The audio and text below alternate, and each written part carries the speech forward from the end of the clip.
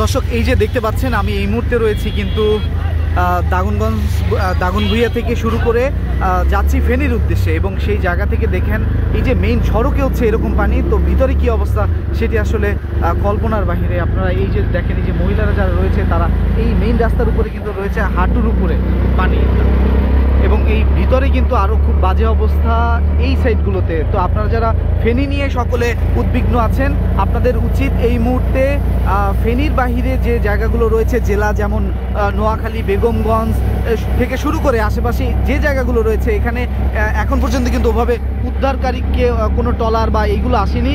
আর এবং ত্রাণ নিয়ে আসলে ভিতরের দিকে যাওয়া পসিবল হচ্ছে না, কারণ এইগুলো মিডিয়াতে ওইভাবে আসে নাই, যার কারণে আপনারা যে যেখান থেকে পারেন এই সাইডগুলোতে একটু আসার চেষ্টা করেন।